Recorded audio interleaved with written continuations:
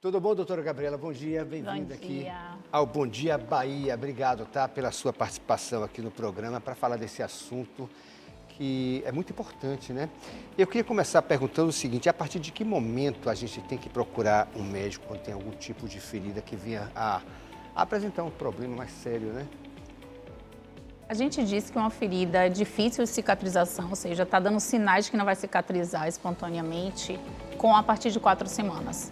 Antes a gente chamava de ferida crônica, hoje é um termo que a gente não usa mais, porque dá a intenção de que não vai cicatrizar, e toda ferida é capaz de cicatrizar. Basta que ela receba o atendimento e o tratamento adequado.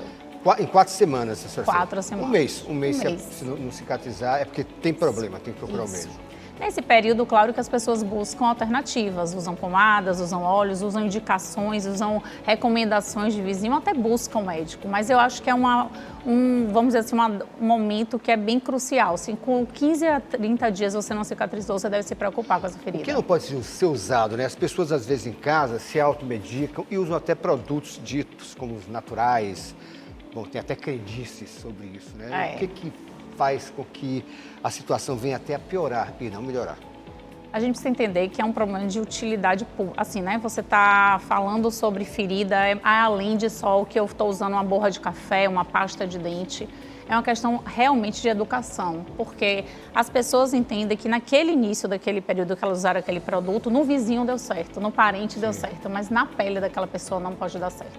Então é claro que todas essas coisas dependem muito do organismo do paciente. Tem gente que conta, eu botei borra, eu botei açúcar e cicatrizei, mas vão ter pacientes que não vão cicatrizar. E esses pacientes, eu vou chamar a atenção para 2 principalmente, o pé diabético e o paciente das úlceras vasculares. Porque às vezes é uma lesão mais simples, ele fala, não, eu passei tal coisa e melhorou. E tudo bem, aquele paciente cicatrizou. Mas esses pacientes, que são pacientes sérios, que têm um comprometimento não só que a ferida você sabe, é apenas o quê? Uma manifestação da pele de que tem algo errado com o organismo dele, esses pacientes precisam de um tratamento específico e adequado. São as mais complicadas, seria isso? O pé diabético, sem dúvida, é uma lesão mais complicada. Ele é um paciente em si inflamado, né? Eu digo que diabetes não é inflamação só daquela ferida. É o organismo todo inflamando e a pele apenas manifestando aquilo. Então eu digo que o tratamento de ferida, ele não é apenas o quê? A ferida, ele é o paciente como um todo, é centrar. Então hoje o nosso diferencial é tirar o foco de um curativo, de uma tecnologia específica. Ela vem como um pilar naquele tratamento. Então, por exemplo, como é que eu posso estar botando o melhor curativo, a melhor tecnologia e não estou ensinando meu paciente o que comer? Você pode não acreditar, mas você saber que os pacientes diabéticos, eles comem pão, porque eles às vezes não sabem que pão se transforma em açúcar. Mas eles falam, eu não como açúcar, doutora.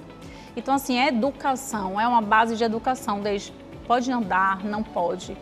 E o que mais eu acho que me chama a atenção, que é importante, é como é a vida social desse paciente com ferida. Já imaginou? O diabético com risco de perder o seu membro. Horrível, né? Não só do ponto de vista estético, mas, claro, do ponto de vista da saúde. A senhora falou uma coisa interessante. Tem essa preocupação com a pessoa como um todo, né? Isso. A senhora tem essa preocupação como um todo e até orienta, no caso do diabético, o que não comer, o que comer, porque às vezes ele não tem, até por desinformação, digamos assim, a consciência do que pode e o que não deve comer, é isso? Orientamos todos, desde o sono. Se você me falasse assim, doutora, qual é o anti-inflamatório natural, vamos dizer assim, mais acessível para as pessoas? Dormir bem. E as pessoas não sabem dormir bem. Se alimentar adequadamente, nutrir, beber água. A gente fala do intestino, foco de inflamação para essa pele, como ensinar esse paciente a cuidar desses pilares todos. Então não é apenas chegar lá e colocar um curativo estético ou melhor que dê qualidade. Isso faz parte de um dos pilares. Então o que a gente mais vê, assim, não é um paciente que chega com a ferida só, é um paciente que chega com desinformação. Ele não sabe. Ele acha que ele pode passar uma pomada e cicatrizar, ele acha que ele pode botar um curativo e cicatrizar. E o pior disso tudo é o custo.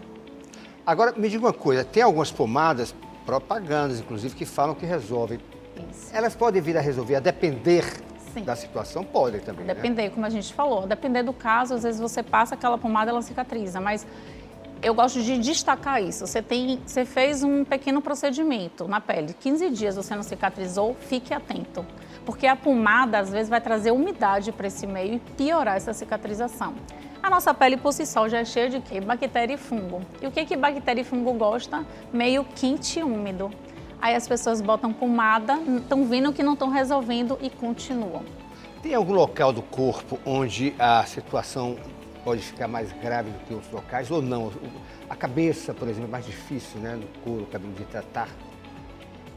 Vamos lá, não é a ferida que é difícil, é o que eu tenho como doença de base que pode estar dificultando a minha cicatrização. Então, por exemplo, se for um paciente diabético, se for um paciente vasculopata, que são os pacientes que têm úlceras, os pés geralmente, porque a gente fica em pé muito tempo, esses pacientes têm uma história de vida, de muito tempo em pé, varizes, insuficiência venosa, alguns deles têm insuficiência arterial. Então, a necessidade de um diagnóstico. Eu acho que hoje a gente pegou o paciente e colocou assim, é ferida, e bora tratar a ferida, não. Bora tratar o paciente, bora focar nele, bora ver o que essa ferida está dizendo sobre esse paciente. Esse senhor que aparece aí, né? Aí é diabetes, é isso? Esse paciente ele é diabético, mas ele também tem uma doença venosa, né? Ele também tem uma insuficiência venosa. Inclusive, a característica da lesão dele não é nem tanto pelo diabetes, é mais pela insuficiência venosa. E esse paciente é um paciente que o que a gente mudou nele, se eu te falar a base, um paciente fumante, um paciente que tinha hábitos de vida que prejudicavam a cicatrização, se eu te falar, o principal foi a educação, é justamente o que eu disse. Faltou orientação. Orientação.